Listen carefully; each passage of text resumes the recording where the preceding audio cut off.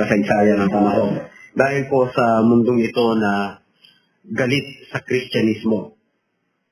Lalo na noong mga panahon na yon, ang mga Kristiyano noong mga naunang panahon na po ay kinakailangan nilang sumali doon sa tinatawag na labor union para magkaroon sila ng trabaho. Pero pag nakasama sila doon sa tinatawag na labor union, kinakailangan po nila na magsunog ng mga insenso para sambahin po nila yung mga emperor na po taon-taon. Sasambahin nila yon. Nang sa gayon, magkakaroon sila ng trabaho at makasurvive sila sa kanilang mga pangangailangan. So, nung panahon pa lamang ngayon ay mismo ay buhay ang kapalit lagi sa pagsunod sa Panginoon. Unlike ngayon, masyado tayong relax. Pwede kang sumamba o hindi.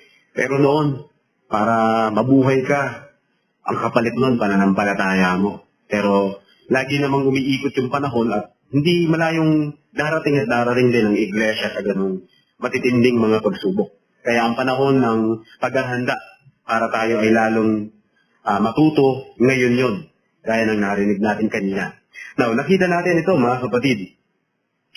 Ang laging karaniwan na pasimula na mensahe na papapansin nyo na napapansin natin sa mga pagtalakay ko sa mga iglesia, sa sulat sa kanila ng Panginoon, ay lagi yung karaniwan ay pagpapakilala ng Diyos ng katangian ng Panginoon sa kanila. Pansinin nyo, verse 7, chapter 3, verse 7.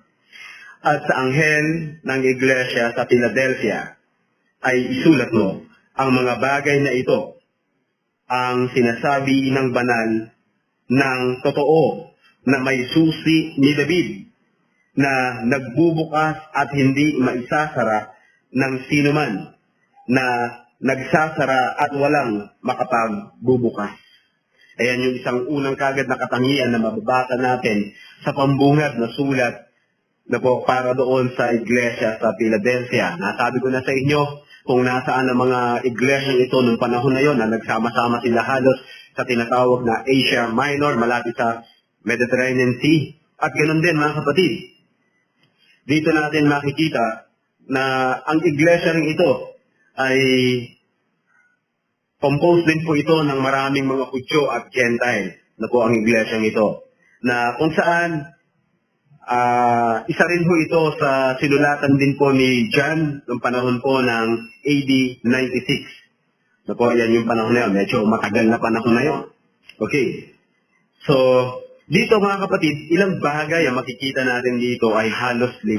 Pero kung mga 5 mga short points na ito ay hindi naman ganun kasing haba na mga pointers natin ay i-present ko sa inyo usually sa mga preaching natin. Makikita natin dito mula doon sa verse 7 ay yun nga yung binasa natin ngayon, yung katangian o yung karakter mismo ni Jesucristo, yung mga kanyang katangian. And then, ipinakita rin dito mga kapatid, yung kanyang mga compliments dito sa iglesia ng Philadelphia dito sa verse 8. Yung compliments. And then makikita natin dyan sa verse 9 yung confrontation dito ng Panginoon para doon sa enemy ng iglesia ito. Kasi sa lahat ng panahon, ang iglesia ay laging merong oposisyon. Na po? Dahil tayo ay nandito sa tinatawag na framework. Okay, eto pa. Sa pang-apat, merong comfort ang Panginoon sa kanila. Verse 10. Ang comfort ng Panginoon, yung kaaliwan na pananalita, binigyan po sila ng challenge to persevere mula doon sa verses 11 to 13. Yan yung panlima. Hinahon sila kung paano sila dapat magpatuloy. Ang iglesia noon sa kalagitnaan po ng mga oposisyon at mga persecution. Tayo mga kapatid, tignan din natin to kung paano yung mga prinsipyo ay magiging applicable para sa atin sa pagkakataon ito. Maraming mga title na sinasuggest ko ang mga dalubhasa. Pero alam nyo, isa lang po yung title na nakita talaga natin dito para sa mensahe po dito sa iglesia ng Philadelphia. Ito po ay ang The Faithful Church. Opo, ang tapat na iglesia. Opo, nakita natin, merong patay na church, merong church na nakikisalamuha sa mundo, merong iglesia, iba't ibang uri po, no, ng uri ng iglesia na nakita natin. Pero ito, talaga ang masyadong fit na po sa pangalan nila ang tapat na iglesia. Ganito kaya tayo katapat? Nakita natin, merong iglesia na iniwan ng pag-ibig, na po, yung kanilang first love. Na po, merong iglesia sa susunod na tatalakayin natin ay malahininga. Na po, merong iba't ibang klase. Eto mga kapatid, napakaganda. Ang tapat na iglesia. Alam niyo ba? Ang tapat na iglesia ay pananatilihin ito ng Panginoon. Na po, at sila ay patatatagin hanggang sila po ay magkamit ng kaluwalhatian. Ang tapat na iglesia. Pag pinag-usapan ng tapat na iglesia, ang pangalan mo kaya ay nararapat mapabilang doon sa iglesia na yon na tapat? Na po, kinukonsider mo ba na ang sarili mo ay kabilang doon sa mga sinabing tapat? The faithful church. Ang church, mga kapatid, hindi yung building, alam natin. Sila yung mga mananampalataya. Maikukonsider mo ba o maibibilang mo ba ang sarili mo? No? Na kasama ron sa mga tapat? Tignan natin kung kasama ang sarili mo doon. Kung kanina, sabi nyo kanina, nagising kayo sa preaching, baka ngayon tulog pa rin ang iba. Tignan natin yan. Dito sa verse 7, agad pinakita ng Panginoong Jesucristo yung kanyang katangian, yung kanyang mga characteristics o yung attributes niya. Dito sa verse 7, ang sabi dito, at sa anghel ng iglesia sa Philadelphia ay isulat mo ang mga bagay ito. Ang mga bagay na ito ang sinasabi ng banal, ng totoo na may susi ni David. Una, makikita natin dito mga kapatid, ito ay walang iba kundi tumutukoy mismo kay Jesucristo. Ang pinaka-theme nito ay yung revelation ni Jesus Christ. Ang sulat na ito ay kapahayagan mismo ng Panginoong Jesucristo. Sinulat niya, pinasulat niya ito kay Juan upang ipadala sa mga iglesia. Okay, mismo sa verse 7 na ito, walang ibang nagsasalita dito maliban po kay Jesucristo. Okay? So, ang Panginoong Yesus mismo rito ang nakikipag-usap sa kanila. Pero, mapansinin nyo kagad, yung unang binanggit dito, ang mga bagay na ito ang sinasabi ng banal. Okay. Ang titulo na ito, mga kapatid, ay particular lamang ang titulo na ito para lamang talaga sa Diyos. Una, wala pong nilalang ang Diyos na banal, maliban po sa Kanya, siya lang ang banal. Walang tao na banal. Lahat ng tao ay nahulog sa kasalanan at makasalanan. Tanging ang Diyos lamang ang nagtataglay ng kabanalan. At ang kabanalang ito, mga kapatid, the Holy One, po, ay common title po ito sa Old Testament mismo. Mababasa niyo yan sa maraming aklat, lalo na makikita niyo yan maging sa aklat ng Isaiah. Na isa ito sa pinakamahalagang katangian ng Diyos, kabanalan. Alam ba ninyo, pag nakilala niyo ang Diyos, isa po sa magpapatibay o konfirmasyon na kilala niyo ang Diyos, hindi ito maiiwasan. Agad na makikita niyo ang kabanalan ng Diyos. Pwede mong ma-miss ang sinasabing love ng Panginoon na hindi mo agad siya nakita kung gaano kanya pinatawad. Kasi pwedeng makita mo naman sa isang banda yung mercy. Pero hindi mo po pwedeng malampasan yung holiness ng Diyos. Kasi ang makikita mo kagad sa sarili mo ay yung pagiging makasalanan mo. Yun yung work ng Holy Spirit. Conviction of sin. Kaya, isa po sa magpapatibay na kilala mo ang Diyos dahil nakita mo ang kanyang kabanalan sa pamamagitan ng katotohanan ng kanyang mga salita. At the same time, nakita mo yung sarili mo sa harapan ng Diyos, ikaw ay hindi nararapat maligtas. Yung grabing kabanalan ng Diyos. So kung hindi mo yun nakita, magpapatuloy kang tulog sa buhay na ito, patuloy kang umiibig sa kasalanan at hindi ka mabubuhay sa kabanalan kasi hindi ka nasilayan ng kabanalan ng Diyos. Okay? So, kabanalan, napakahalaga. Yung sumunod dyan, mga kapatid, bukod sa kabanalan, ito yung magkakasama, totoo, holy and true. Yung pagiging totoo ng Diyos, nakapaloob din dyan yung salitang tapat. At marami pang mga bagay na nakapaloob dito. Yung katapatan ng Diyos, mananatili siyang tapat. Tayo po, may mga pagkakataon na hindi tapat, mananatili siyang tapat. Itakul man natin ang Diyos, sabing ganon. Mananatili pa rin siyang ganun. Tapat pa rin siya. Pero syempre, aanihin natin ang mga bagay na ginagawa o gagawin natin. Ano man gagawin natin sa mundong ito ay may pag-ani. Pero ang katapatan ng Diyos, hindi yun magbabago. Ano po? So, tapat. Yun ay maaasahan natin. May mga pagkakataon, kapos tayo. Pero dahil tapat ang Diyos, hindi niya tayo pababayaan. Yun po yung katapatan ng Diyos. Isa pa na maganda dito na ipinahayag mismo sa iglesia ng Philadelphia ay ito. Sabi nga nun, na may susi ni David. Yung susi ni David, siya po yung Messianic po ito, na sinasabing yung magiging lahi po ni David, isisilang, na ito po ang magbubukas ng kaharian ng Diyos. Ito po, yung royal family. Siya may hawak nito para mapabilang ang sino man sa tinatawag na isang pangdangal na pamilya. Ito po, tumutukoy kay Yesu Kristo na siya ang may hawak ng susi. Yung susi rito, mga kapatid, ito yung pinakagawa ng susi na ito, ang sabi ho rito, na nagbubukas at hindi maisasara ng sino man, na nagsasara at walang makapagbubukas na po ng sino man. At the same time, variation na po. So, siya lang ang may hawak ng susi. Siya lang ang may otoridad. Siya lang ang may kapangyarihan. Ang ipinakikita rito, mga kapatid, na si Yesu Kristo ang nagbubukas ng pintuan parang isang tao, gaya mo ngayon na nakikinig, ay mapabilang sa kanyang kaharian. O, nagsasara. Pwede ring hindi niya isama yung taong yun.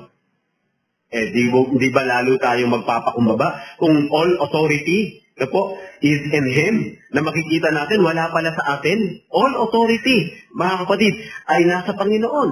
Lahat ng kapangyarihan sa pagbubukas at pagsara ng kaharian ng Diyos nasa Kanya. Now, dito natin makikita, mga kapatid, na po, napakahalaga na isang lesson agad ang iniangat dito para sa ating unang puntuhin. Alam ba ninyo na ang success ng bawat iglesia ay hindi po nakabase mismo sa ating mga pagsisikap at kasipagan? Primarily, mga kapatid, nakabase ito sa Panginoon. Kaya ang iglesia ay mananatili siya, magtatagumpay siya, malalampasan niya ang lahat ng mga challenge and opposition. Hindi ito primarily dahil sa atin. Hindi dahil galing sa leader, hindi dahil ito sa inyo. Galing ito sa siyang may hawak ng susi, nagbubukas ng kaharian, at nagsasara din ito. Isipin mo kung ikaw yung napagsarahan. Ano ang magiging kondisyon o kalagayan mo sa harapan ng Diyos? Napagsarahan ka ng pintuan. Isang bagay na hindi mo na, wala ka ng kontrol. Kahit magnangawa ka pa, wala na. Diba? Kaya isang napakalaking blessing na ikaw ay pagbuksan ng pintuan. Hindi pangkaraniwang pintuan, kundi pintuan ng kalangitan. Hindi pa, napakalaking pribilehiyo na kayo, tayo, na po, ay napabilang sa kaharian niya dahil ito'y niloob ng Diyos.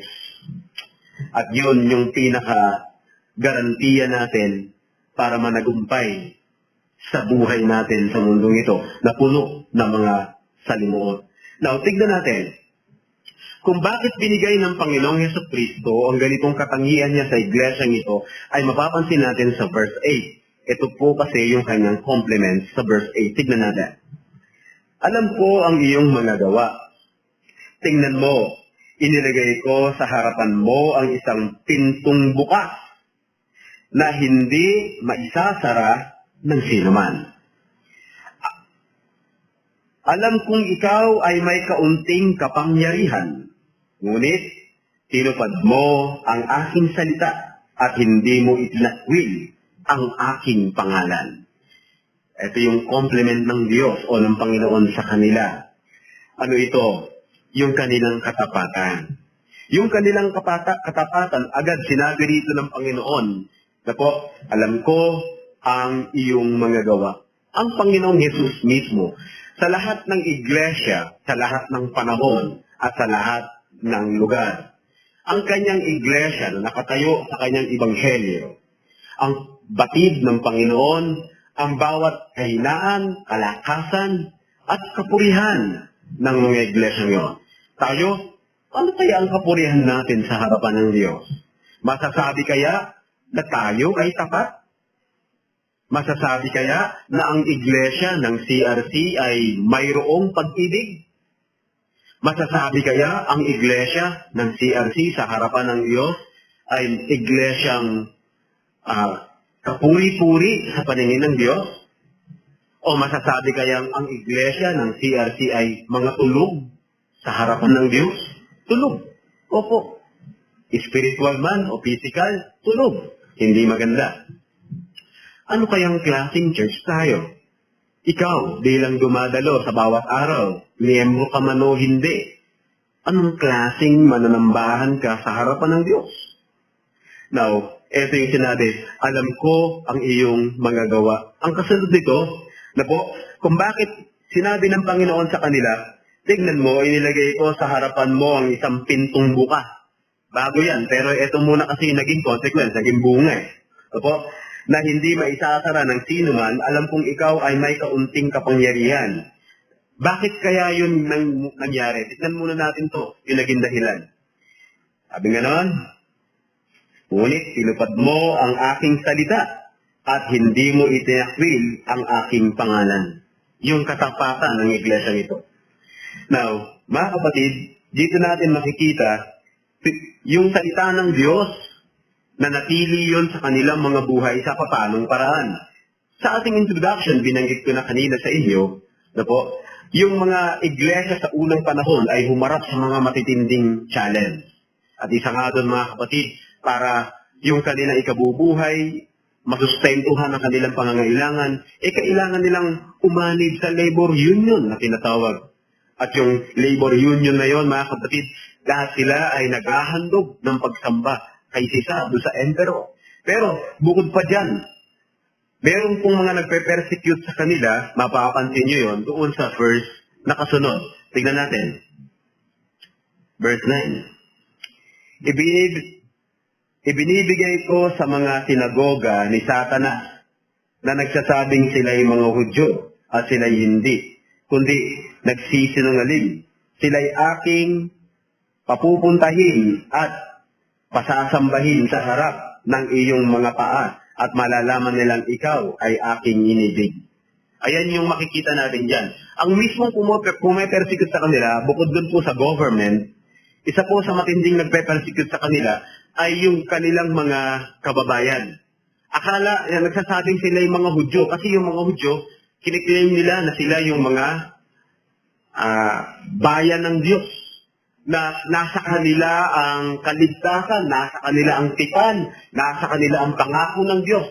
Sila mismo ang pinili ng Diyos. Sinasabing gano'n, sila yung mga Hudyo. Ethnically, pwede silang maging talagang tunay na Hudyo. Yung kanilang lahi. Diba? Talagang Hudyo sila. Pero, ang totoo'y hindi. Yun po yung pumepersecute sa kanila. Nakita rin natin to sa mga naunang mga iglesia. Diba? Na naging sinagoga ni Satanas. Kung bakit naging sinagoga ni Satanas?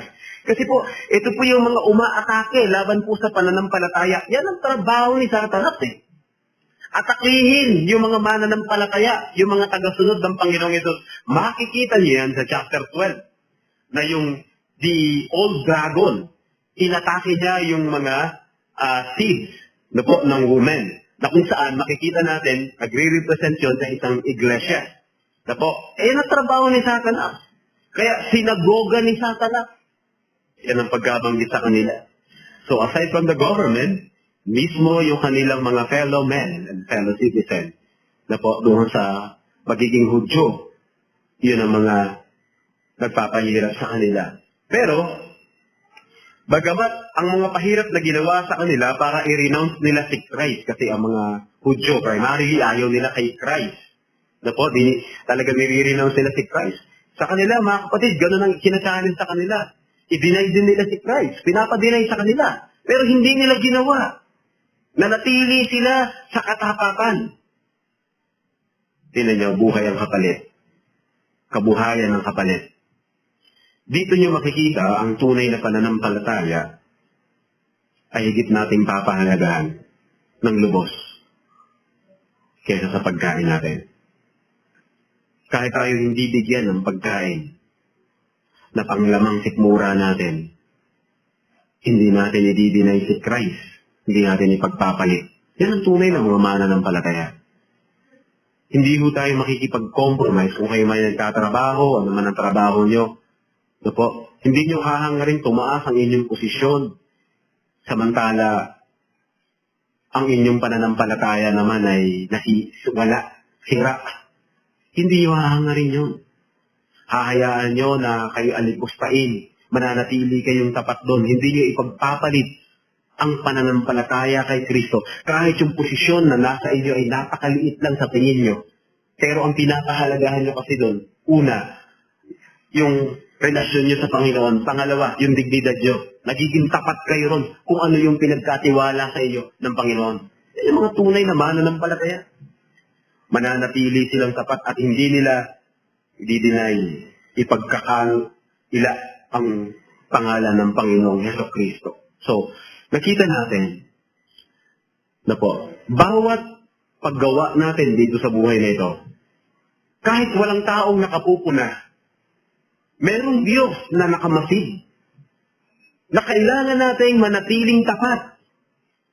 Kasi hindi po yun nawawalan ng kabuluhan. Ano man ang simpleng bagay na ginagawa nating katapatan, nagbibigay parangal yun sa Panginoon. Yan ang iglesia. Alam ng Diyos ang ating ginagawa. Kahit nakatalikod ang asawa mo, hindi ka nakikipag-textmate sa iba. Di ba? Hindi mo siya kasama. Kahit hindi niya i-check ang cellphone mo. Sabihin natin ang account mo. Hindi nakikipag-chat sa iba. Ikaw ay tapat, una sa Diyos.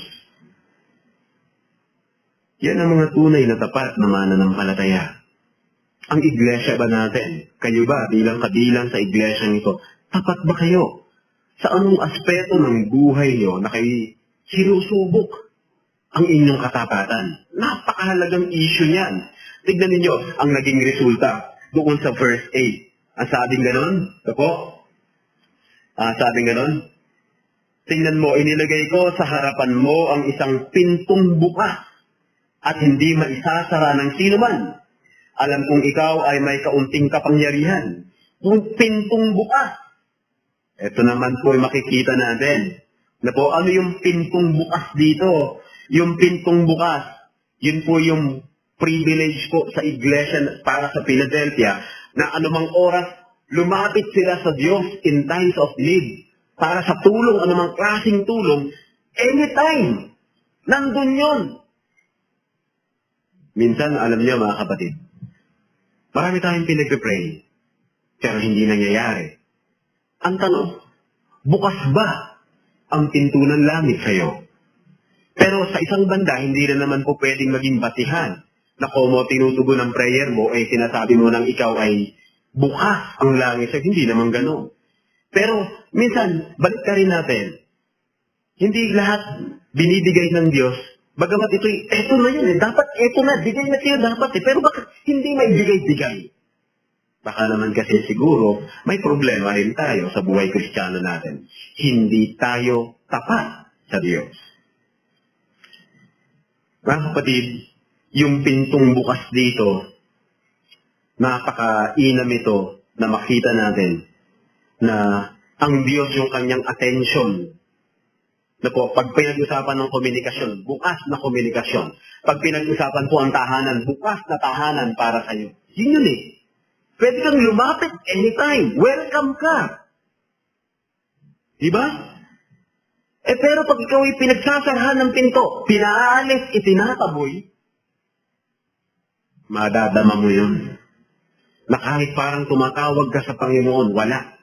Hanggang parang kisame ka lang. Hindi man lang umabot sa loob ng kisame, sa ibabaw ng bubong, sa ulat pa. Hindi umabot. Dahil pinagsasarahan ka. Diba? Bukas ang kalangitan. Na welcome sila. Anytime pwede silang lumapit sa Panginoon. Yan po yung napakaganda rito na makikita natin. Isang napakalaking pribilehiyo na sa isang iglesia na po ay ipagbuksan sila ng Panginoon. Bukod dyan, hindi lamang ho kasi pinto ang bukas. Mismo si Yesu Kristo ang pintuan eh. Diba? Sinabi ni Jesus Christ, I am the door. Ibig sabihin mismo si Jesus Christ. Nalulugod sa kanila. Ano ba ang daan papunta sa kalangitan? Si Yesu Kristo. Kung si Jesus ay bukas sa kanila, di ba magandang isipin niyo kung bukas si Jesus sa iglesyang ito? Bukas si Jesus sa inyong tahanan. Bukas ang Panginoong Jesus para sa iyo mismo, sa iyo na nakikinig ngayon. Hindi ba magandang maisip at dumating sa iyo? Pero ang pagiging Kristiyano, dinidiman dito ang katapatan. Kahit sa maliit na issue ng buhay. Kasi yun ang akala natin, maliit lang yan. Diba? Marunong ba tayong magbalik ng sukli sa mga sobra? Yung kala nyo maliit lang na bagay yun? Hindi yun maliit. Napo? Paano tayo nagiging tapat sa bawat buhay natin? Sa bawat detalye ng buhay natin? Sa ating komunikasyon, sa ating conversation, sa ating mga sa mga pangako natin, paano tayo nagiging tapat sa inyong relasyon. Yung pagiging tapat natin sa kapwa natin, refleksyon yan ng pagiging tapat natin sa Panginoon. Hindi natin pwedeng iwanan ang alinman doon. Tingnan ninyo, yung favor ng Panginoon nasa kanila. Pero ganito naman ang kanyang ipinahayag laban sa kanilang mga kaaway. Dun sa verse 9, binasa na natin to kanina. Kaya ang sabi niya dito, ibinigay ko sa mga sinagoga ni Satanas na nagsasabing sila'y mga Hudyo at sila'y hindi, kundi nagsisinungaling. Sila'y aking papupuntahin at pasasambahin sa harap ng iyong mga paa at malalaman nilang ikaw ay aking inibig. Matindi yun. Dalawang bagay. Una, makita natin dito yung kanyang confrontation dun sa kanilang mga oposisyon. Ang sabi ho sa kanila, mga kapatid, maliwanag dyan, ibibigay ko sa mga sinagoga ni Satanas. Sino? Yung mga sinungaling. Yung mga nagpaparatang sa kanila ng mali. Dito niyo makikita ang sovereignty ng Diyos. Na kahit po sa mundong ito ay meron na pong judgment. Huwag niyong isipin ang judgment ng Panginoon matapos lamang ang buhay. Mali. Kahit sa mundong ito, yung mga hindi tapat, sila yung mga lumalaban pa sa salita ng Diyos, sila yung umuupo sa mga Kristiyano, sila yung mga kumukontra, sila yung mga nagpaparatang sa atin ng kasinungalingan. Ang sabi ho rito, ibibigay ko sila sa sinagoga ni Satanas. Lalo ho silang pababayaan. Yung nangyari kay Teo, pinabayaan. Yung nangyari kay Saul, pinabayaan. Yung nangyari kay Judas, pinabayaan. Yung nangyari kay Demas, pinabayaan. Marami pang mga pinabayaan. Sila yung mga nakadinig ng salita ng Diyos, pero pinabayaan. Nakita niyo, maski pa lamang dito sa mundong ito, mga kapatid, ay meron ng judgment. Pwedeng maranasan. Patigasin ang kanilang puso at hindi bigyan ng pagkakataon na makapagsisi pa. Bigat nun! Ang bigat nun! Biro mo kahit dito sa lupang ito, ibagsak na yung hatol. Huwag na silang bigyan ng pagkakataong magsisi pa, lalo na silang maging masama. Diba? Dati, ginagawa nila pakikiapid. Ngayon, hindi lang pakikiapid. Maging sa kapwa lalaki na at kapwa babae, pumapatol na sila. May mga ganon. May nakilala tayong nag-asawa siya dati, babae siya. Hiniwalayan niya yung asawa niya, pumatol ulit sa iba. Pumatol ulit kung kani-kaninong lalaki. Hindi na nakontento, maging sa babae, pumatol na. Perversion, mga kapatid. Tumindi, hinayaan ng Diyos. Kasi po pwedeng ang puso natin, hayaan ng Diyos. Kumbaga, tanggalin na yung tali na pumipigil sa atin para tayo makaiwas pa sa mas matinding kasamaan. Kung tanggalin na yung tali, di para tayong aso na wala ng kontrol, gagawin na yung gusto natin gawin. Yun yung tinatawag na naulol na aso, pagpapakasama na ng gusto. Kasi hinayaan na ng Diyos. Ayun ang picture nun. Mag-iingat tayo. Baka sinasabihan na tayo, mali yan kapatid, nagpapatuloy ka pa sa kasalanan. Mahirap yun. Pwedeng bumauwi yun sa pagtigas ng puso hanggang doon sa judgment ng Panginoon dito sa lupang ito. Pero sa kabilang banda, i-exalt ng Panginoon. Darating yung panahon itataas sila. Sabi nga palalapitin ko sila sa inyong paanan upang kayo sambahin. Hindi sambahin na gaya ng isang Diyos, kundi bigyang parangal sa harapan ng Diyos. Hatian sila ng kaluwalhatian. Ito po, i-exalt sila. Bakit nangyari yun? Hindi dahil inibig nila ang Diyos. At sinabi rito, upang makita nila na kayo ay inibig ko. Hindi ang mga lahi ng Hudyo. Kung hindi ang tunay na iglesia, they are the true Israel. Akala kasi nila kung sila yung mga Hudyo, ang pabor ng Diyos, nasa kanila na. Hindi nila nakita yung progreso ng revelation ng Panginoon. Na pagdating ng panahon, ang pabor ng Diyos, wala sa bansa. Kundi nasa isang spiritual, na itinatag ng Diyos, na hindi kayang tignan ng mga mata, na hindi itinatag ng tao, hindi itinatag ng Diyos. Hiniya sila ng Diyos dito. Walang pinapaboran ng Diyos kay isang lahi ng tao. Ano mang lahi ng tao, sila'y nakakilala kay Yeso Kristo. Nandun ang pabor ng Diyos. Kung bakit sila nakakilala kay Jesus. Kung bakit sila napabilang sa kaharian ng Diyos. Ang sabi dito, inibig ko kayo. Hindi ba grabe nakakadurog ng puso yun? Na ang iglesia ay inibig ng Diyos? Sabi huron sa huling sentence, at malalaman nilang ikaw ay aking inibig. Doon sa verse 9. Ikaw. Matindi ho yun. Mga kapatid, sa tuwing tayo lalapit sa Panginoon, minsan, akala natin sapat na yung, Lord, I love you. I love you. I love you. Ayaw naman natin sumunod. Mas maganda, balik tayo, Lord. Salamat sa pagmamahal yung ipinamalas sa pamamagitan ni Kristo. Bagamat ako'y makasalanan, napabilang ako sa inyong kaharian. Dahil ito sa inyong habag at awa. Bumalik tayo doon sa pag-ibig ng Diyos. Huwag sa pag-ibig natin. Dahil hindi naman yun ang basihan, kaya tayo nakalalapit sa Diyos at makalalapit sa Kanya. Dahil ang Diyos ang siyang unang umibig sa atin. Dahil si Jesus ang siyang tumanggap at humalinga sa atin. Bagamat tayo'y mahihina pa. Bagamat tayo'y mga patay pa. Bagamat tayo'y walang kakayanan, inibig na tayo ng Diyos sa pamamagitan ni Kristo. Hindi ba napakagandang good news noon? Na ang paglapit natin sa Diyos ay nakabase sa Kanya, hindi sa atin.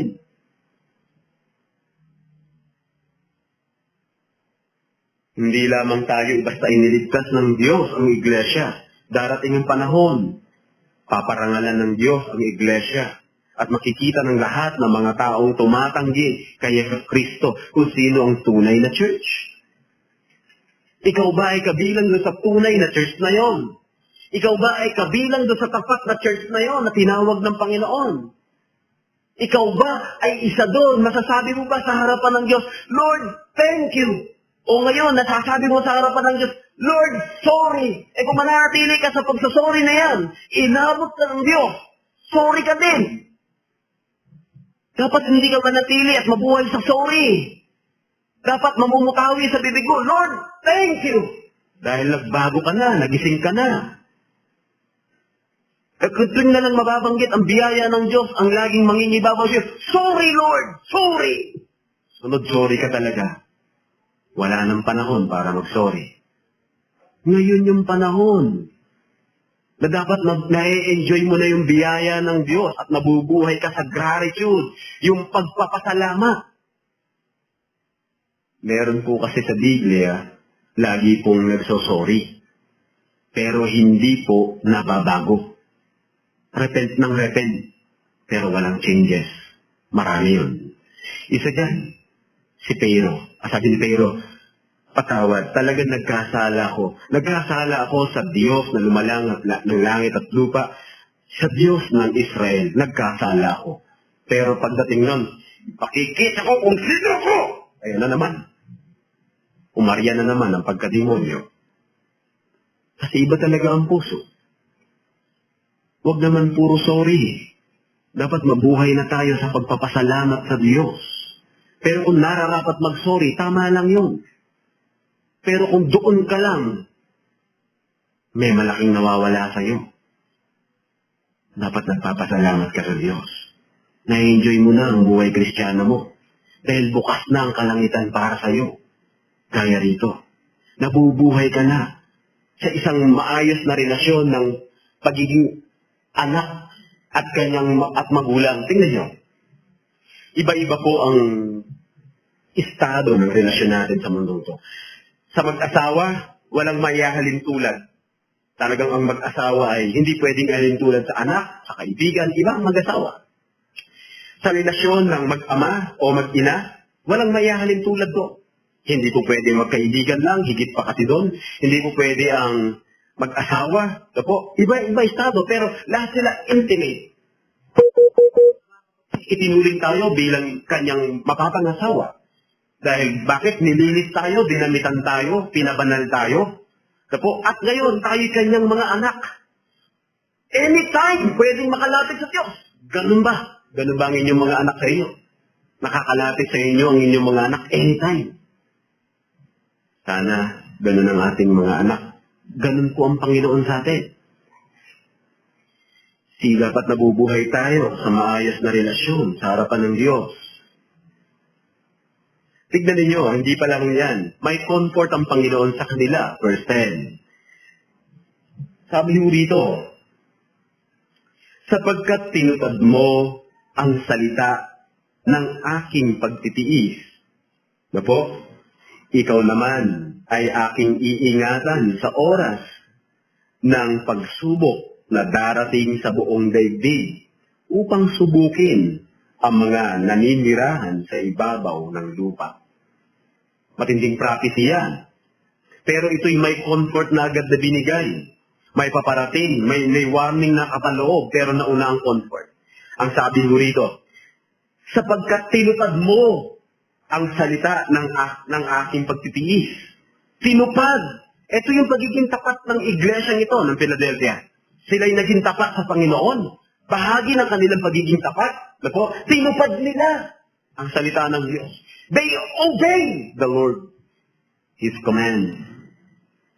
Mga kapatid, bahagi ng ating faithfulness sa Panginoon. Dapat nandun po yung obedience. Hindi po pwedeng mawala yun. At hindi po ito kahit kailanman mawawalan ng halaga sa harapan ng Diyos.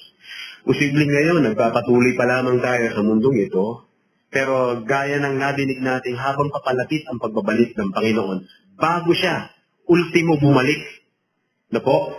Sinabi niya ho dyan dito, sapagkat tinupad mo ang salita ng aking pagtitiis. Tingnan ninyo, may bunga dito sa lupa. Dito pa lang sa lupa, hindi pa sa kabila. Tingnan nyo, ikaw naman ay aking iingatan sa oras ng pagsubok na darating sa buong daigdig. Hindi po sa kabilang buhay. Dito sa mundong to. Kaya kumbaga ngayon, ang ginagawa natin, mga kapatid, makinig kayo. Nagtatanim tayong lahat. Yung mga tinatanim natin, pagdating ng panahon, aanihin natin yan. Kung tayo ay sumusunod sa salita ng Diyos, yan po ay pagtatanim. Darating ang panahon na yung matinding pagsubok, dahil tayo ay naging tapat sa Panginoon, hindi kayang pasubalian ng Panginoon na tayo sumunod sa kanyang kalooban. Yung pag-iingat niya, igagawad niya yun. Kung aandak-andak ka, dumating na yung sinasabing hindi natin inaasahan, at saka ka palang susunod, tapos na. Wala na. Wala nang kaligtasan pa na nakalaan. Nadinig natin kanina sa preaching, today is a day of salvation. Ngayon yun eh. Church, ang bawat pagdalo nyo sa prayer meeting, sa Sunday school, every Sunday, ang bawat pagmamaghapon nyo na talagang natututo kayo sa salita ng Diyos, walang nasasayang doon. Wala. Gawin niyo yun ng buong puso, ng buong katapatan. Gawin niyo yun ng may pananampalataya kay Yesu Kristo. Hindi isang pabigat. Gawin niyo yun ng may kagalakan sa Panginoon. Walang masasayang ni isa ron. Dahil lahat tayo haharap sa pagsubok. Sabi dito, dadanasin ng buong mundo. Lahat yun. Liligligin tayo. Dadaan talaga tayo sa isang pagkakataon, isang panahon na lahat tayo susukatin hindi para tignan kung anong meron tayo, hindi yon. Kasi ang temptation o ang test, hindi naman tignan kung anong meron tayo eh. Hindi po. Para i-expose kung ano talaga tayo. Dahil alam na ng Diyos kung ano tayo eh. Pero ilalantad yun. Kung ngayon pala hindi ka kumakain ng salita ng Diyos, malalantad yan. Kung ngayon, patikim-tikim ka lang, wala yan. Walang vitamina yan. Pero kung nandito, kumakain ka talaga ng salita ng Diyos, lalantad yan kung ano ka talaga pagdating ng panahon. Hindi natin pwedeng dayain ang Panginoon. Di ba? Nakapaloob dito ang warning at ang comfort. Lord, salamat. Hindi po kami mapaparangalan dahil kami ay nagsikap. Kundi yung pagkatuto namin, galing din ito sa banal na Espiritu. Napakaganda noon, mga kapatid. Lalo ho tayong maninikluhod sa harapan ng Diyos. Nakaupo ka dyan. Hindi ka lang basta nakatanaw na wala namang tinitignan. Kundi nakikinig ka at may naiintindihan ka. Yun yung mahalaga doon, mga kapatid. Na mayroong comfort sa kanila, pero meron ding warning na may paparating. May paparating na katighatian sa buong daigdig upang subukin ang mga naninirahan sa ibabaw ng lupa. Ito yung mga binanggit sa mga susunod na talata o pahina ng aklat na ito. May parating na pagsubok talaga. Hindi natin maiaalis ang pagsubok. Ngayon nga, may mga panakana-kana eh. Diba? Sa bawat buhay sa bawat detalye ng buhay natin, may mga panakanakang pagsubok na. Hindi pa yan yun eh. Pero may paparating pa. Pero ang sabi ng Panginoon, iingatan na kita. Napakagandang promise ng Panginoon. Iingatan ka ng Diyos. Para sa kanyang mga tapat, para sa kanyang mga sumusunod sa Kanya, para sa kanyang tunay na nanalig kay Kristo. Pero tandaan nyo, paparangalan ng Diyos ang mga tao, hindi dahil sa lakas at hina nila. Regardless kung gaano sila kahina at lakas. Ang pinag-uusapan dito, tapat sila sa Panginoon. Kasi yung mga tapat, mga kapatid, although sila mahina, dumidepende lang sila sa Panginoon. Hindi sila bibitiw sa Diyos, sa reliance sila sa Panginoon. Hindi sila bibitiw doon. Lord, sa iyo lang kami. Yun po yung mga tapat sa Panginoon lang. Okay. So, yan yung nakita natin, yung comfort and warning. And then, yung challenge sa kanila, laging meron pong kaakibat na duty. Hindi pwedeng wala. Ang buhay Kristiyano, lagi hong may kaakibat na responsibilidad. Hindi ka pwedeng maging irresponsible. Ano yun? Sabi yung gano'n, sa verse 11 to 13, ako'y dumarating na madali. Panghawakan mong matibay ang nasa iyo upang walang makaagaw ng iyong korona. Ang Church ng Philadelphia, mga kapatid, ay lagi napapasama ito sa iba't ibang uri ng mga palakasan. At kaya yung corona ang binanggit dito dahil alam na alam nila at batid na batid nila sa kanilang isipan na sa dulo ng palaruan na yon, ang magkakagumpay ay merong corona. Pero ang sabi rito, mga kapatid, ang issue rito, sabi sa kanila, panghawakan mong matibay ang mga nasa iyo. Ano ba ang mga nasa iglesia? Karaniwan. Ano ang meron sa church? Ano ang meron sa church? Sa isip niyo sagutin, anong meron sa church? Isa ang dapat na meron sa church, yung truth, yung katotohanan na galing kay Jesucristo, hindi dapat yan mawala. Pag nawala tayo sa truth, maliligaw tayo, madadaya tayo. At yung kasunod, yung kabila ng truth, dapat nandyan yung love. Ito yung nawala sa ibang iglesia. Kung meron ang truth, dapat balanse ito ng love. Hindi mo po pwedeng sabihin, totoo naman sinabi ko, kahit masaktan ka. Mali yan. Totoo sinabi mo. Pero dapat maghanap ka ng tamang pagkakataon kung paano mo sasabihin yun. Yun yung balanse nun. So, wag mong ipagmalaki na nakakatotohanan ka, wala namang love. Dapat meron sa'yo pareho yun. Hindi ka pwedeng walang love. Tapos, hindi ka pwedeng may love, tapos wala ka namang truth. Wala lalo yun. Hangin yun. Pag-ihip ng hangin, oo, love mo siya. Wala namang katotohanan. Ibig sabihin yung love kasi, nakapundasyon yan sa katotohanan eh. Totoo ba? Tama ba ang pag-ibig? Paano ka umiibig? Sana nando sa merong tama na aayon sa batas ang pag-ibig.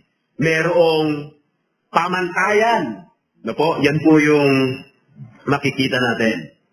So, sabi sa kanila, panghawakan mo yung meron ka. Yun yung ibinigay sa churches. Ang iglesia ay sandigan po ng katotohanan.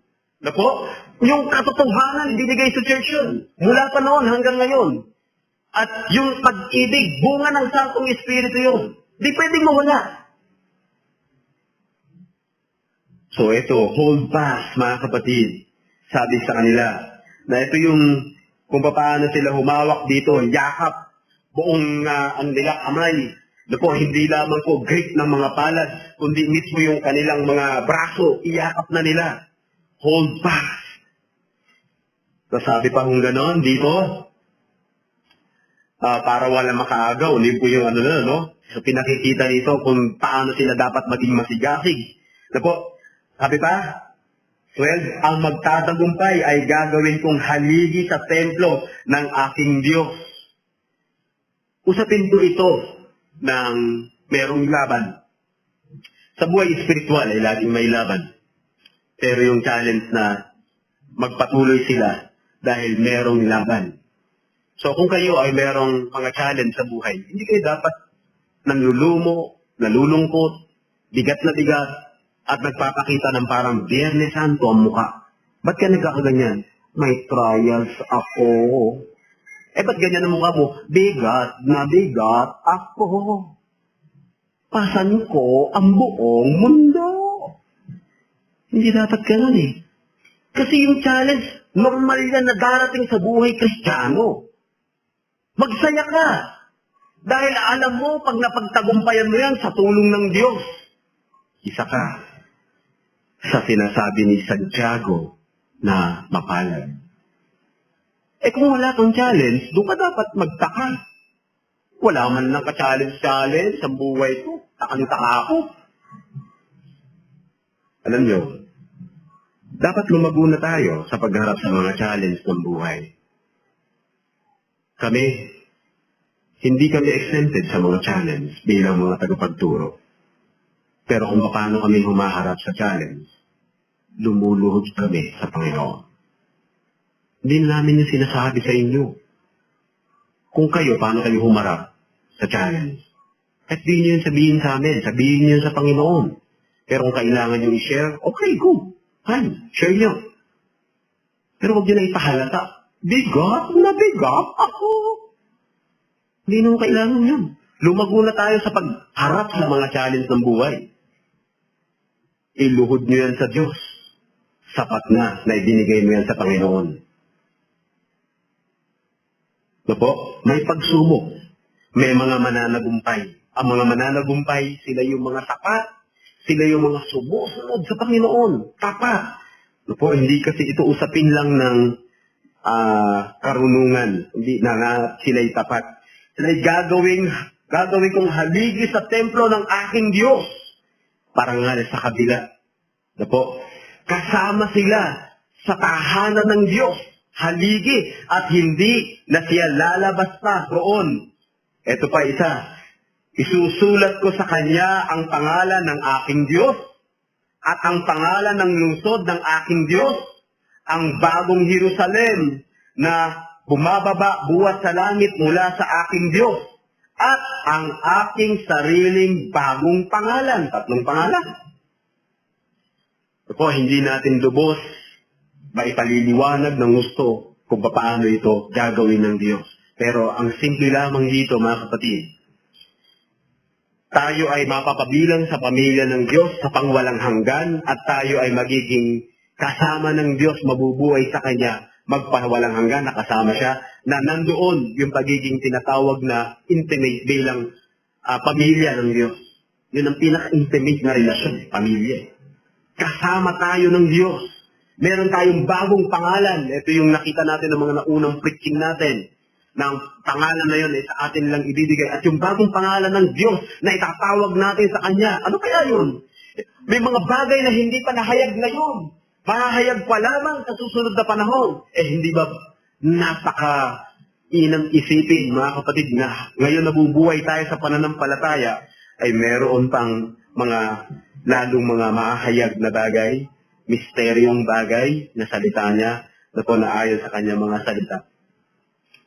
Now, eto pa mga kapatid, itong sulat po sa iglesia ng Philadelphia, hindi lamang po para sa kanila. Kasi tingnan niyo, verse 13, ang may pandinig ay makinig sa sinasabi ng Espiritu sa mga iglesia.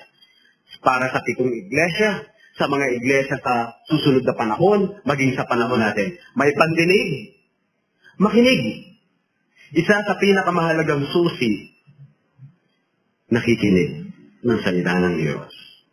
Yung pakikinig na yun ay bukas ang puso. May pagkatuto sa salita ng Diyos. Merong realization, merong learning doon. Na nakikita mo mismo ang kadakilaan ng Diyos at ang kababaan natin sa harapan niya. Na makikita natin, tayo'y wala. We are nothing before the Lord. Na siya lamang ang dapat natin i-exalt sa buhay natin. At hindi tayo pwedeng mabuhay kung wala siya.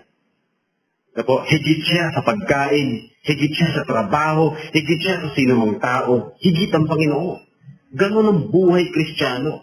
Mawawala ang lahat, mananatili sa atin ang Diyos natin, nasa atin na ang lahat. Yun ang kakontentuhan nun. Si Tertullian, mga kapatid, nabuhay siya at nagpastor sa iglesia po ng North Africa, matapos po yung 200 years na kung saan si Jesus Christ ay isinilang. At alam ba ninyo, noong panahon na yon, nahigpit na po, grabe na rin po ang mga persecution ng mga naunang Kristiyano. Ano po ang nangyari?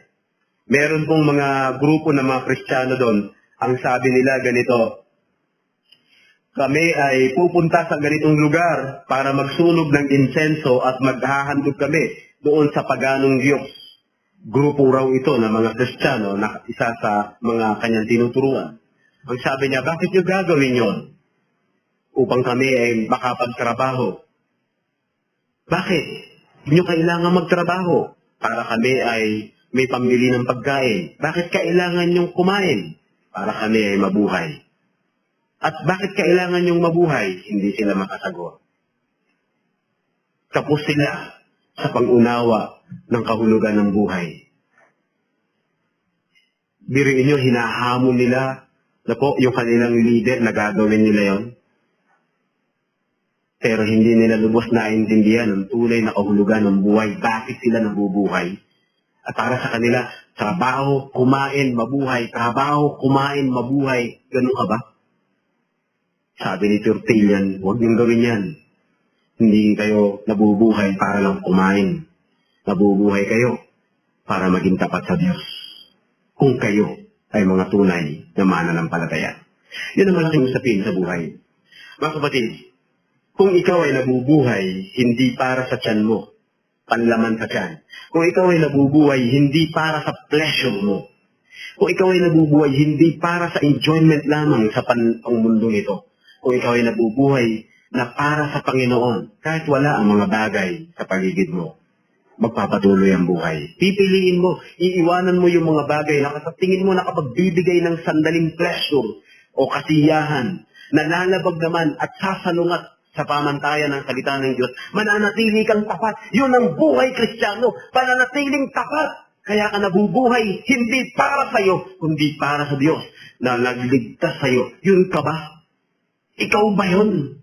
Kung ikaw yun, kasama ka sa isang tapat na iglesia. Kung hindi ka doon, para saan at nabubuhay ka? Darating din ang panahon. Tatalikod ka rin sa tunay na Diyos. Kasi di mo siya kilala. Dapat alam mo ang pinakalayunin ng buhay mo. Higit saan pa man, ito'y maging tapat sa nag-iisang Diyos na nag-alay ng kanyang buhay doon sa krus ng Kalbaryo upang ikaw ay sagipin sa tiyak na kapahamakan at kahatulan ng Diyos. At kung bakit ka nagpapatuloy na yan, alam mo na ang buhay ay hindi lamang para sa mundong ito. May buhay sa kabila. Yan ang dahilan kaya may Ebanghelyo. Yan ang dahilan kaya may Kristo. Yan ang dahilan kaya tayo narito. Upang magbigay papuri at kaluwalhatian sa Diyos. Hindi ka nabubuhay para kumain lang, para magtrabaho lang, para magpamilya lang. Nabubuhay ka para sambahin ng Diyos. At yun hanggang kamatayan mo, hanggang bumitiw ang muling hininga mo, sa Diyos lang yan. Ganun ka ba? Purihin ng Diyos dahil siya ang gumagawa nun sa ating buhay. Manalangin tayo. Dakilang Diyos, maraming mga dumarating sa aming hamon, bumabagsak kami. Minsan, inaakala namin simple lamang sa mga isyu ng buhay namin. Hindi po kami nagiging tapat sa inyo. Pero ngayon, nananatili kaming nabubuhay, hindi nyo kami pinahintulutang lumayo o malaglag ng tuluyan. Dahil ito sa inyong katapatan. Minsan hindi kami tapat, Ama, pero kayo nananatiling tapat sa amin. Dahil dito, meron kaming katiyakan at kasiguruhan na makakatawid kami sa lahat ng mga suliranin at hamon namin sa buhay na ito. Kung kami lamang, Panginoon, ay magiging bukas sa pakikinig ng inyong mga salita, matututo, magiging tapat sa inyo, at susunod sa inyong kalooban, sa inyong habag at awa, na patuloy na ibinibigay sa amin sa bawat araw. Tulungan niyo mag-umapaw sa puso namin ang dahilan kaya kami nabubuhay ay hindi sa sarili namin o pampamilya lang. Ito ay para sa kapurihan ng iyong dakilang pangalan. Samahan niyo ang iglesia ng CRC sa maraming hamon sa buhay na ito, Ama.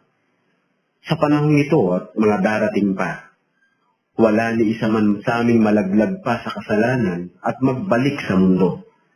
Minsan, kami po ay sumasabit, huwag niyo pong ipahintulot na kami ay magpatuloy sa kadiliman o sa pagkaligaw. Paalalahanan niyo kami, Ama. Abutin niyo po kami at hanggat mas maaari, Panginoon, ang karunungan ng inyong mga salita, patuloy na magbigay tanglaw sa amin sa buhay na ito, sa pakikibaka namin sa maraming hamon. Tulungan niyo ang bawat pamilya na narito. Sana'y maging maliwanag sa kanila bakit sila nabubuhay, hindi sa anumang kadahilanan na pansamantalang pakinabang, kung hindi para sa walang hanggang kapurihan ng iyong dakilang pangalan. Kay Yesu Kristo ang lahat ng kapurihan. Amen.